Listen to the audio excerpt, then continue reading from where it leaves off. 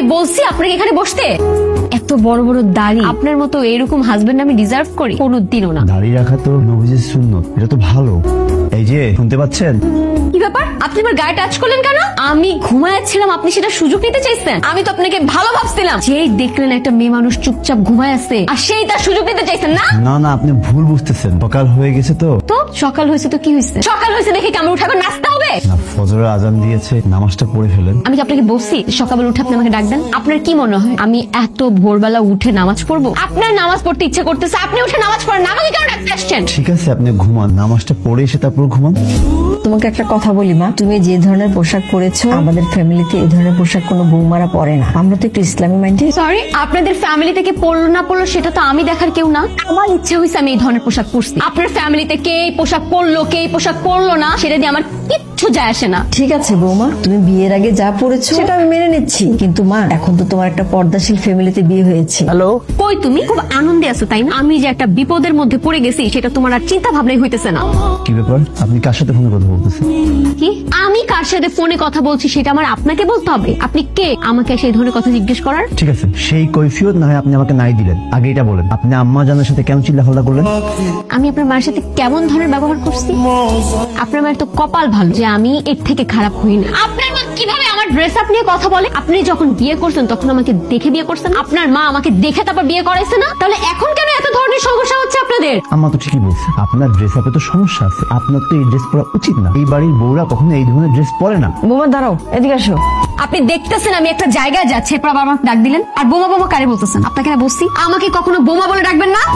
না মানে তুমি এই ধরনের পোশাক পরে কোথায় যাচ্ছ মা? এই ধরনের পোশাক পরে আমি রুমে ঘুমাতে যাচ্ছি। আপনি দেখতেছেন আমি বাহিরে যাচ্ছিলাম, এরপর আবার ডাক দিয়ে বলতেছেন আমি কোথায় যাচ্ছি? আমি আমার কাজ আছে বাইরে যাচ্ছি। শোনো, আমার ছেলেটা তো ঘরে নেই, ও আসো, ওকে বলে না হয় তুমি যাও। আরে আমি তো তাকে স্বামী হিসেবে মানি, সে আমাকে পারমিশন দিলে আমি যাবো, না দিলে আমি যাবো না, তাই তো? আপনার কি মনে হয় সে আসবে আমাকে পারমিশন দিবে সেই পর্যন্ত আমি অপেক্ষা করব? অসম্ভব। আমি তো বাহিরে যাবই, আর এই ধরনের পোশাক পরে আমি বাহিরে যাবো। তোমাকে আমি এতবার করে বললাম আমাকে নিয়ে পালিয়ে যাও পালিয়ে যাও পালিয়ে যাও, তুমি আমাকে নিয়ে পালাইলা না। ওর বাবা কি করলো? একটা হুজুর টাইপের লোক আমার সাথে বিয়ে করার জন্য নিয়ে আসলো। তোমাকে আমি বিয়ের দিন এতবার ফোন দিলাম, তুমি ফোনটা পর্যন্ত ধরো নাই, ফোনটাও বন্ধ ছিল। বাধ্য হয়ে আমাকে ওই হুজুর লোকটাকে বিয়ে করতে হয়েছে। আমি বুঝতে পারছি তোমার হুজুরের সাথে প্রবলেম হইতেছে, জাস্ট আমাকে কয়েকটা দিন সময় দাও, সব ঠিক হয়ে যাবে। 1টা বাজে, এখনো আসে নাই। এই দাঁড়ান, কয়টা বাজে এখন? ধরে গিয়ে দেখেন, আমাকে জিজ্ঞেস করতেছেন কেন? রাতের 1টা বাজে। কোন ভদ্র বাড়ির মেয়ে রাতের 1টা বাজে বাসায় আসে? ভালো ফ্যামিলির মানুষ আসে না, আমি আসি। সমস্যা? অবশ্যই আমার সমস্যা। আরে তাকফিরুল্লাহ, ছি ছি ছি ছি ছি, এইসব জামা কাপড় পরে আপনি বাসার বাইরে গেছেন? একটা মুসলিম সম্ভ্রান্ত পরিবারের বউ হয়ে আপনি এই কাপড় পরে বাইরে গেছেন? আমি তো কোনো খারাপ ড্রেস পরে নাই, ভালো ড্রেস পরছি। কি পরছে আপনি দেখতেছেন, আবার জিজ্ঞেস করতেছেন এটা তুমি কি পরছো?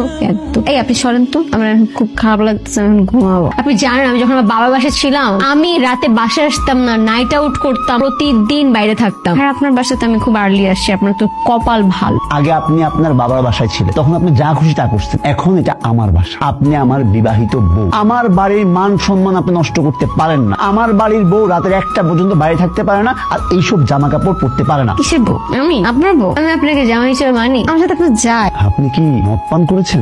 আপনি একজন মেয়ে মানুষ হয়ে, একজন মুসলমান হয়ে আপনি মদ পান করলেন?